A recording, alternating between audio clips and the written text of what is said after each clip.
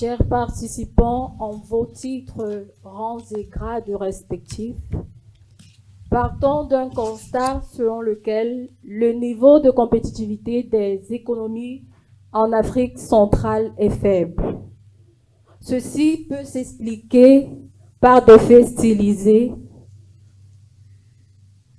notamment cités dans le rapport mondial sur la compétitivité World Economic Forum édition 2016-2017.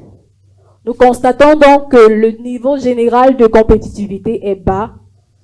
Par exemple, le Gabon se hisse à la 103e place avec un score de 3,79 points, tandis que le Cameroun occupe la 114e place sur les 138 pays classés avec un score de 3,58 points.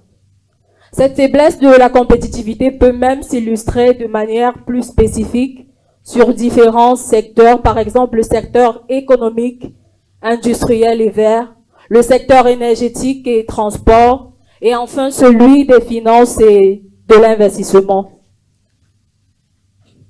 D'ailleurs, selon les données de la Banque mondiale, d'abord en ce qui concerne le secteur industriel, l'on constate que la contribution des pays d'Afrique centrale à la valeur ajoutée manufacturière mondiale demeure relativement basse. Elle ne représente autant pour moi que 13% pour le Cameroun et 5% pour la Guinée équatoriale en 2022. Cet état des faits ne permet donc pas à l'Afrique centrale d'être compétitif.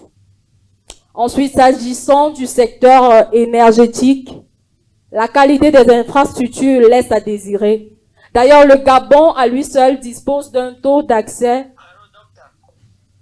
à l'électricité de 91,8%, tandis que certains pays comme le Tchad en ont 11,3%.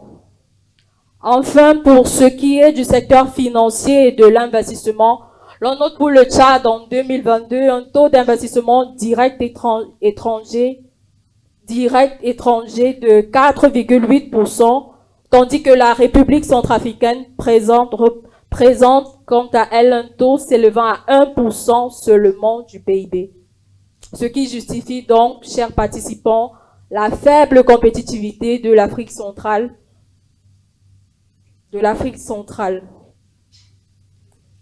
Ainsi donc, les préoccupations majeures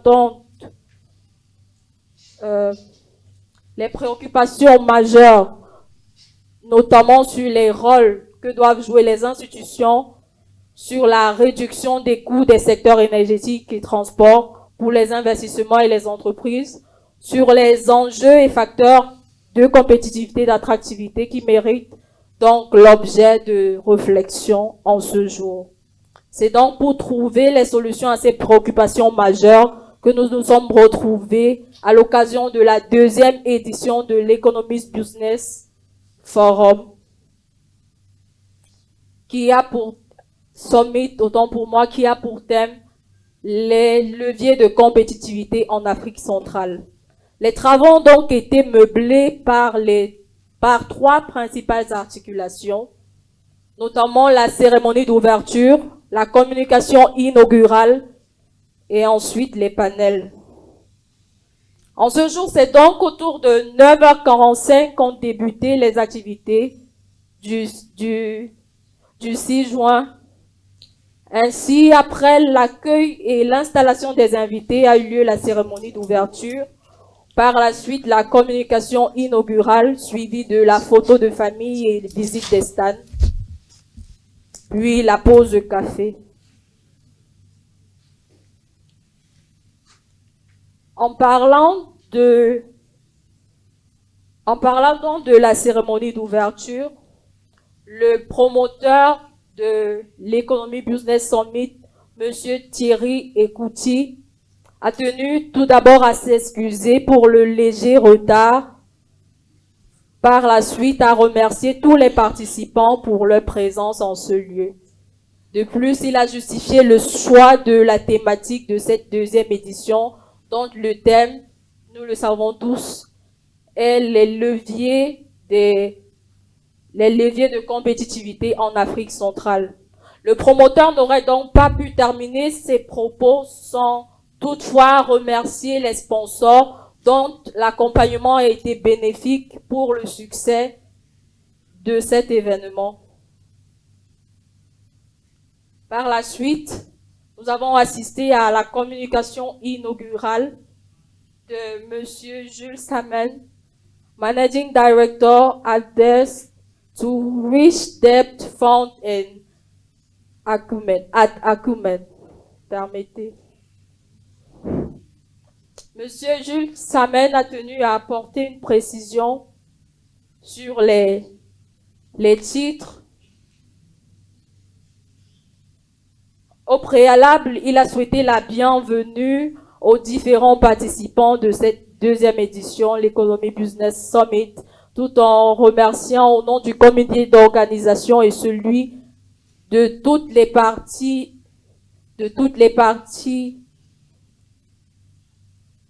prenantes, les autorités camerounaises d'avoir permis qu'un tel cadre d'échange voit le jour dans notre pays.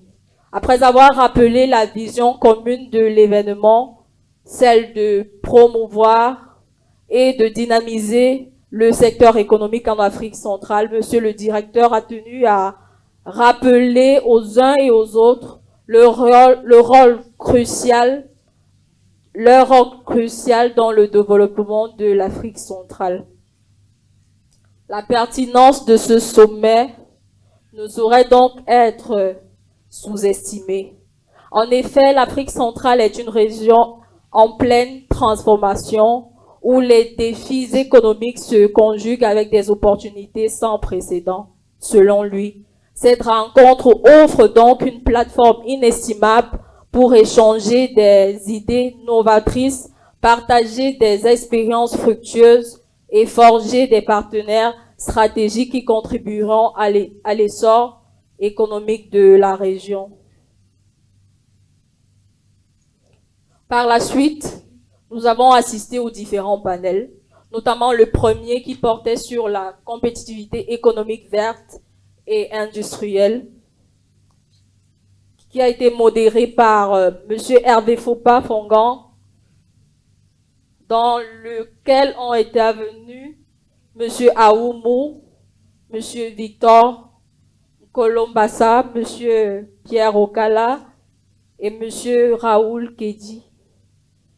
Ce panel, donc, comme nous l'avons tous vu, a visé à cerner et maîtriser les leviers et enjeux de l'industrialisation économique de la zone CEMAC, en intégrant les facteurs nouveaux comme les procédés verts, le niveau actuel de l'industrialisation des économies qui demeure encore faible en termes d'équipement, de la technologie et de la productivité, ne permettant pas une offre de production suffisante capable de satisfaire autant pour moi la demande nationale.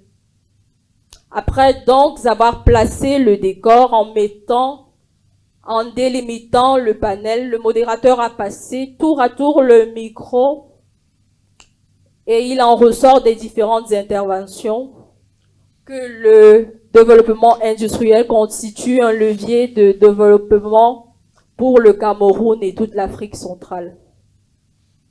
Les intervenants soulignent également qu'en termes d'industrialisation, nous sommes à la maternelle au Cameroun. Relativement aux problèmes relevés par les intervenants, il nous a été donné les recommandations suivantes, notamment élaborer un business plan sur la base des difficultés rencontrées lors des expériences précédentes dans le domaine, maîtriser la technologie, être honnête et éviter la tricherie dans les affaires, mettre en place une politique pour l'obtention des stages professionnels durant le processus des étudiants en vue de faciliter leur insertion dans le milieu professionnel. Et enfin, l'État devrait établir les lois afin que le secteur privé accompagne les entreprises. Sans oublier la maturité des projets, la maturité des projets en tenant compte de la situation, de la réalité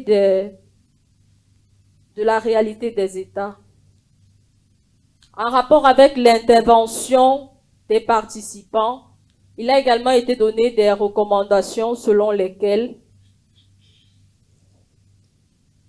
il est important de produire en quantité et en qualité en tenant compte des exigences du consommateur.